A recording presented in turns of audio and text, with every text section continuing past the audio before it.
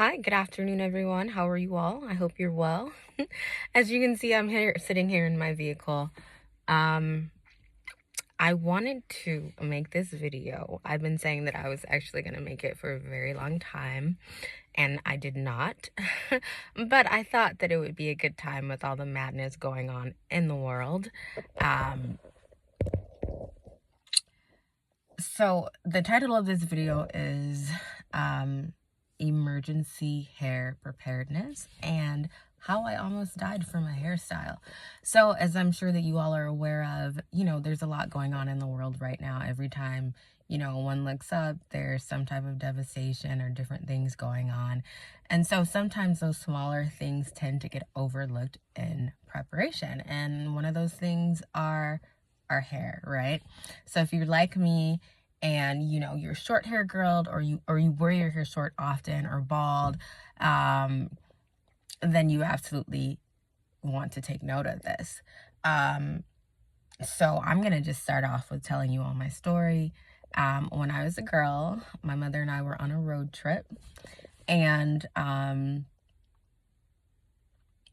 I was bitten by something. In short, right? And I told my mother at that time, I said, "Mother, I was just bit by something." And she said, "No, sweetie, you're just overheated. Um, Everything's fine." And so I said, "Well, I know I was bit by something. I could feel it when it happened." I was waiting in the car. My mother had gone into 7-Eleven quickly, and I was waiting in the car. I changed my mind, so I got out and decided, okay, like, I want to get something from the store. And when I walked in, there was like this swarm of bugs. And at that time, I had braids in my hair. When I was a girl, my mother used to braid my hair beautifully. And, you know, beads, lanterns, ribbon in the hair, all of those different things. And so my scalp was exposed. And so we went on a road trip, came home.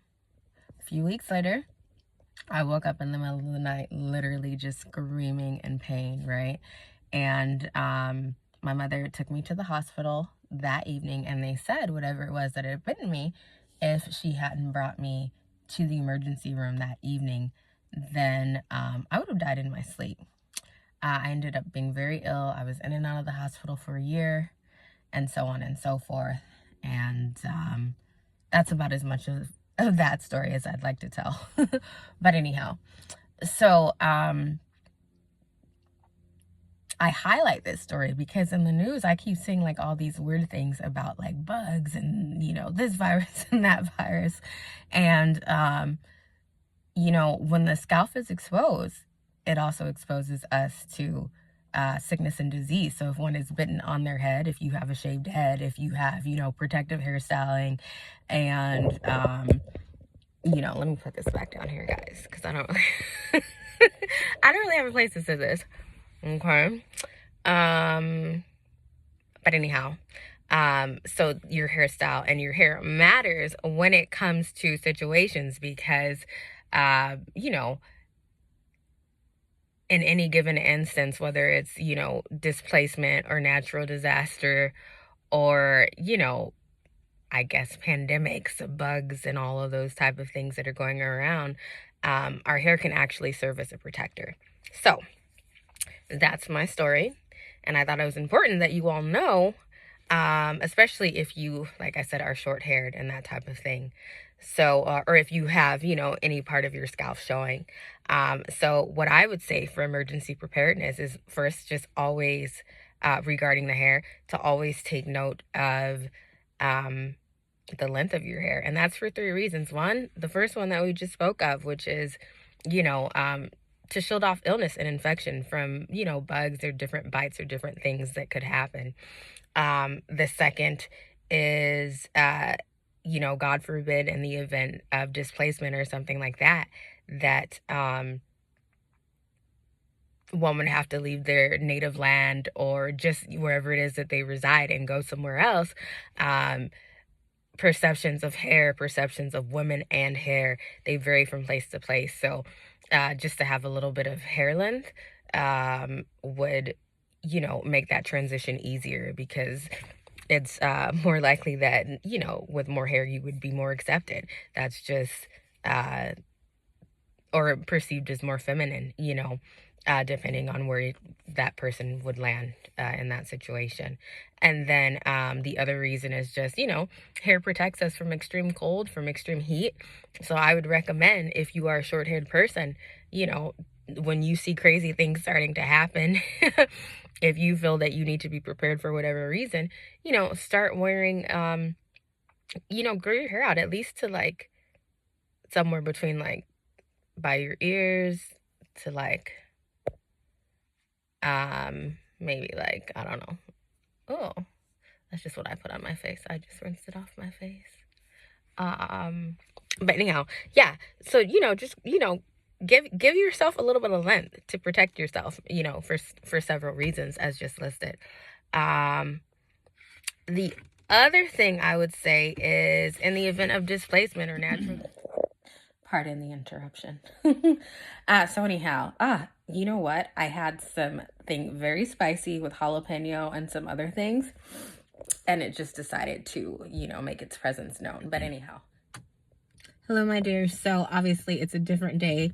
Yesterday I began to record the other thing, and then I ended up going inside. And anyhow, I'm back out in the vehicle today. To just go ahead and finish this up. So the last 2 points, guys, and they're really for the exact same reasons. But the first is just, you know, in an emergency situation, you won't have access to the same products that you had, you know, in your native country, or, you know, just wherever it was that you were residing. So, you know, get those icky chemicals out of your hair, because if you, God forbid, you know, are displaced for whatever reason and you're someplace new, in addition to having to deal with, you know, being in a new place, you're not going to want to also have to deal with your hair falling out, right? Or breaking off because it's craving things that that it can't have, or that you can't get a hold of, right? That you no longer have access to. And really, you didn't need all those icky things in your hair anyhow. So, you know, while you have the opportunity, take the time to wean your hair off of, you know, unnecessary products. And then, of course, the very last thing being, and again, for the exact same reasons,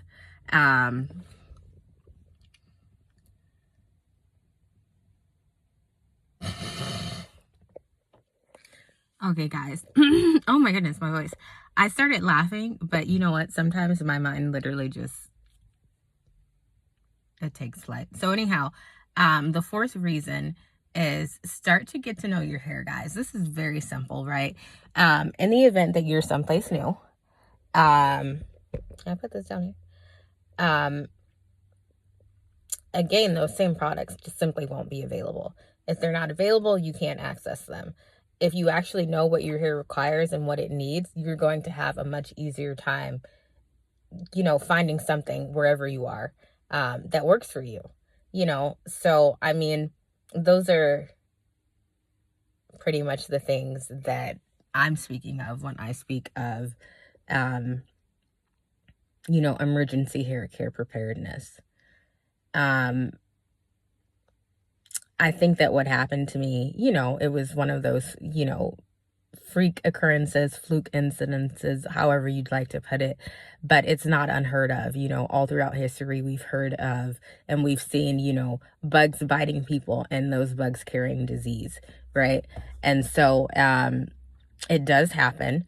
And at least for what it's worth, one way to protect oneself from that type of harm is just having hair. Make sure that your hair is of an adequate length. Make sure that your hair, that you have a sufficient amount of hair to cover your scalp, so that, you know, there aren't any, so that there's just no scalp showing. Obviously, that's not going to, you know, solve every issue, but it can be useful, you know, and it's in its own way.